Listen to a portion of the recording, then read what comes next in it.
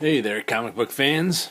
I thought I'd be able to keep it to single digits this week at the comic shop, but since there was a first issue, I got 10 comics this week. We will start with Castaways from Dark Horse. This was one I read. There was a 10-page, some nice Scott Collins artwork in there. An 8 or 10-page story in Dark Horse Presents a couple issues ago. Some nice artwork. I liked the story, but it involved a Matt Kindt cover. Who does this one? Matt Kindt, Scott Collins, Bill Crabtree. Scott Collins on the art, Matt Kindt on the writing. But Matt Kindt, that's his drawing on the cover too. He draws mind management as well as writes it.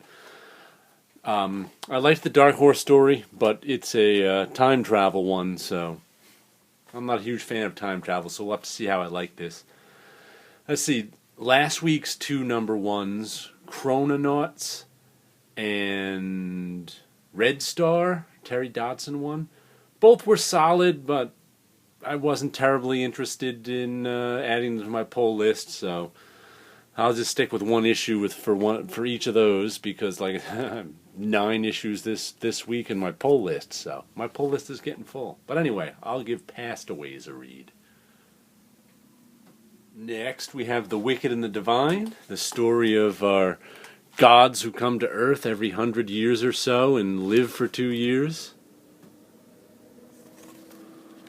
All sorts of drama when gods show up on Earth and do weird things and are involved in weird things, and nice artwork, good story. I'm enjoying. It's not it's not an action story. It's a interpersonal relationships story between humans and their lives and gods and other gods. I like it. It's a good one. The Wicked and the Divine. Next, here comes Autumn Lands, Tooth and Claw number 5, and the Bat People. Caw, caw. Yeah, they're coming right at you. Good story. Fantasy story about magic and animal people and one human being who's supposed to save them, but he doesn't know how he's going to do that. All sorts of different races of animal people who don't always get along. I've been enjoying this one. Not a huge fantasy guy, but I do like a good story. And this one is a good story. And next comes The Valiant number 4 of 4. With this really nice cover with it's a heavier card stock and a really nice feel. I'll point that out again just because I like it so much. All the people in the Valiant universe teaming up to take on this one super villain, I guess you'd call him, who comes back every, few hundred years to kill Earth's Geomancer, which is her right now, and that's Bloodshot protecting her. Jeff Lemire and Matt Kindt are writing it with Paulo Rivera, drawing it, and his father, Joe Rivera, on the colors. I can speak, don't you worry. Interested to see how this ends. It's really just a big... the story is just, gives you a bit of the history of the Valiant universe, and it's a big team up of all these people who can't quite defeat this guy, and I assume they're going to finally defeat him in this issue. But I've enjoyed the series. It's been a fun, nice introduction to the Valiant universe if anybody wants to check that out. And Wayward is back from their hiatus with issue number 6. A story about an half-Irish, half-Japanese girl who moves back to Japan and finds out she's involved in some sort of magical world with all these magical critters, and she's got superpowers and meets other people with superpowers, and fun story. I've enjoyed this one. This is the beginning of the second story arc, I think, because since they were on hiatus for a couple of months. I think they have a trade of this out now. Check it out sometime if you want a cool story. And here is The Walking Dead 139. I liked the last issue. I'm liking the story arc. I guess Rick goes to the seashore for this one. just saw an issue of this 2 weeks ago. That's coming out twice a month for a couple months. Michael Allred can really draw for Charles Adlard. I always get Allred and Adlard mixed up for some reason. Just their names, not their artwork. But that Charles Adlard sure can draw fast if he's getting 2 books a month out. Looks like Michonne is back for this one too. Spoiler alert. I just spoiled it for me, so we're both in on being spoiled. What's there to say about The Walking Dead if you don't know about it by now? It's a good comic.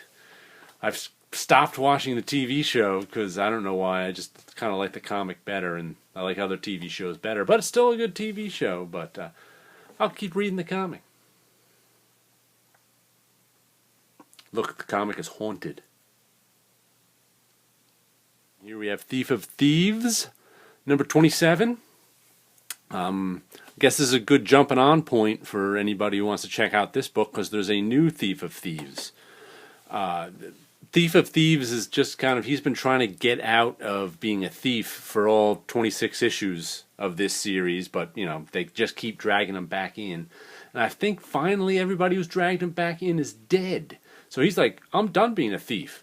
So one of his gang of thieves is like, all right, well then I'm going to take over being Thief of Thieves, which is, I think he had like, you know, sort of a thief name of Redmond that everybody, you know, that was kind of his legendary. That was his legendary name, but not his real name. So she's just gonna start calling herself by that name now, so she can take over as Thief of Thieves. It's basically a caper book. See him pull off heists and capers, and we'll see where it goes from here with a willing Thief of Thieves rather than an unwilling one. And next we have Empty number 2. I think I'm the only, by Jimmy Robinson. I think I'm the only one who liked the first issue of this, because I didn't see anyone else say they liked it. I haven't seen anybody's polls this week either, but I liked it enough. Some really fairy tale type, fantasy type art here, which I like. I enjoyed the first issue. It intrigued me enough to get a second issue, but it hasn't gone on my poll list yet. We'll see where this second issue leads us. Maybe they'll get on after it, but I enjoy it. And here is issue number 4 of Rumble. I thought I wasn't going to get this only because I could have sworn I put it on my poll list, but when I got an email from my shop of comics they've reserved for me this week, this wasn't on it. Luckily, they had one copy on the shelf, so I pulled it off the shelf and made sure that they put it on my poll list. And so I enjoyed Rumble number 3 a whole lot. It explained most of the questions I had about Rumble 1 and 2. And it's been an enjoyable story. So for those of you who read Rumble number 1 and thought it didn't give you enough, by issue 3 it gives you enough. So check it out if you want a decent comic. And our final comic for this week is Drifter number 5, which seems to be all upside down. I haven't really liked these Drifter covers, but the comic itself has shot to the top of my favorite comics lists. It's up in my top 5 now. I don't even know. I don't usually make any kind of lists like that. The artwork's nice. I find the story fascinating. It's sort of this weird world this guy finds himself on. He doesn't know if he's dead or alive. He doesn't know what's happening. He's trying to fit into this strange world, and they're trying to, fit him in too, I guess. I just find it's filled with interesting ideas, I find, and it's always coming, each issue seemed to come up with new ideas for me. Not necessarily story, but just kind of world-building stuff, but there's more ideas in it than words. It's tough to describe because it's like last issue 4, was when he was confronted by somebody who, I don't know was part of a hive mind with someone he hurt earlier, and the hive mind guy was just warning him that, hey, you did something wrong and we know it because we all know what each other knows. And it's just lots of interesting little concepts going on. We'll see where the story goes, but if you Jumped Off Drifter, I say give it a read because it's one of my favorites.